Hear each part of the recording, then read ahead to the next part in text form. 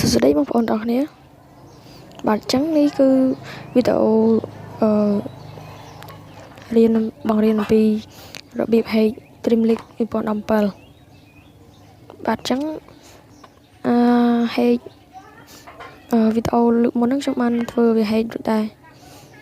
គឺបើរៀន Hack តាម Lucky Picture បាទអញ្ចឹងតែវីដេអូនេះគឺខ្ញុំឲ្យ data ទៅអ្នកនរតែម្ដងអញ្ចឹង data លើកមុនខ្ញុំបានដាក់ទៅម្ដងដែរតែគឺវាទិញអត់កើតអញ្ចឹង data លើកនេះគឺទិញកើតហើយក៏ខ្ញុំ Hack ឲ្យស្រាប់ដែរអញ្ចឹងចំពោះ Lucky Picture គឺវារៀងពិបាកបន្តិចចំពោះអ្នកដែលអត់ចេះអញ្ចឹងបើបងប្អូនធ្វើអត់បានអញ្ចឹងបងប្អូនអាចយក data របស់ខ្ញុំដែលខ្ញុំ Hack រួចហើយហ្នឹងយកទៅប្រើប្រាស់បានបាទអញ្ចឹងអ្នកនរត្រូវការកម្មវិធី AR នេះដើម្បីបំបែកនៅ file តែខ្ញុំដាក់ឲ្យអ្នកនរ download បាទគឺ data Dream League ហ្នឹងហើយអញ្ចឹងបងប្អូនអាច download file data Dream League ហ្នឹងនៅក្នុង description ណានេះ data ហ្នឹងអញ្ចឹងនៅពេលដែលអ្នក down data ហ្នឹងរួចហើយអញ្ចឹងសារហ្នឹងខ្ញុំផ្ដុំវាជា file zip អញ្ចឹងអ្នកត្រូវការបំបែកវាអញ្ចឹងយើងត្រូវការកម្មវិធី AR ហ្នឹងដើម្បីបំបែកតាមពិតទៅកម្មវិធីបំបែកគឺវាមានច្រើនតែខ្ញុំចង់បង្ហាញអ្នកនរកម្មវិធីហ្នឹងទៅគឺវាលឿនបាទអញ្ចឹងតាម Lucky Picture គឺមិនបាច់ទេអញ្ចឹងបើអ្នកចង់ Hack តាម Lucky Picture ក៏បានដែរតែទូរស័ព្ទខ្លះវាអាចជាប់អាហ្គេមនៅទូរស័ព្ទតែហ្មងអាប់ដេតអីអត់កើតអញ្ចឹងធ្វើអីក៏អត់កើតដែរបានតែលេងរហូតអញ្ចឹងទៅអញ្ចឹងdataរបស់ខ្ញុំបានដាក់ឲ្យអ្នកdownហើយបាទឥឡូវយើងចូល AR ទាំងអស់គ្នាដើម្បីបំបែកនៅ file zip បាទអញ្ចឹងនេះគឺfile zip ដែលអ្នកនរត្រូវ down នៅក្នុងហ្នឹងគឺវាមាន data Dream League នៅក្នុងហ្នឹងបាទអញ្ចឹងឥឡូវខ្ញុំសូមកុំបបាយវាខ្ញុំសូមចូល Dream League ឲ្យអ្នកនរមើលសិនតើវាមានកាក់ឬក៏អត់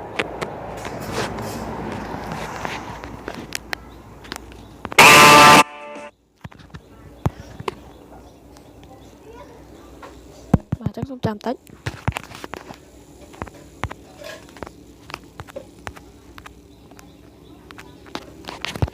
បាទអញ្ចឹងគឺវាមានកាក់ 1000 ដោយតែ Dream League យើងលេងធម្មតាហ្នឹងបាទអញ្ចឹងយើងចូលបំបែក data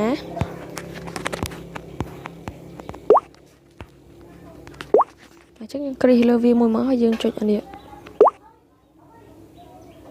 តាមបត់ទៅបើយើងអានពាក្យគឺ extract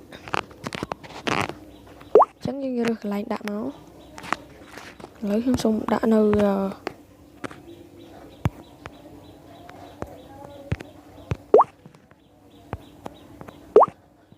ខ្ញុំសូមដាក់ដល់កន្លែងនេះហ៎បាទហើយអញ្ចឹងចុចអូខេមកអញ្ចឹងគឺវាទាមទារនៅ password អញ្ចឹង password ហ្នឹងគឺអ្នកនរត្រូវតែដាក់បើមិនដាក់គឺមិនអាចបំបែក file ឡើងបានទេអញ្ចឹងអ្នកនរត្រូវចាំណាអញ្ចឹងលេខកូដរបស់វាគឺបាទ1122អញ្ចឹងអូខេមក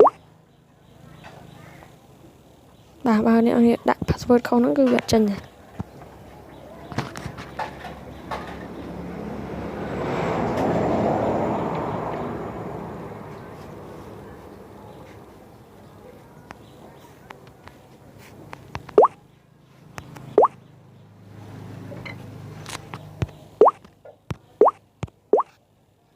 អញ្ចឹងនេះគឺ data របស់វាឥ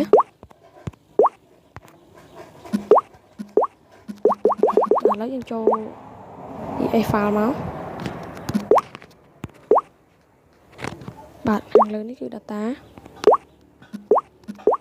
ចឹងយើង copy អាហ្នឹងមកកាត់វាមក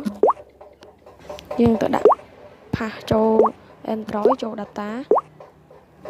ចឹងយើងផាសវាហ្នឹងមកចឹងដោយសារវាមានហើយចឹងយើងចុច apply to all ហើយចុច override ចឹងវាផាសភ្ជាន់នៅ data របស់យើងឥឡូវយើង refresh វាមួយយើងអស់វាចេញចឹងមក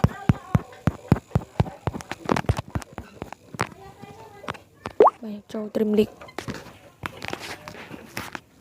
បាទសាកចូល trim link របស់យើងវិញមើលវាមានអត់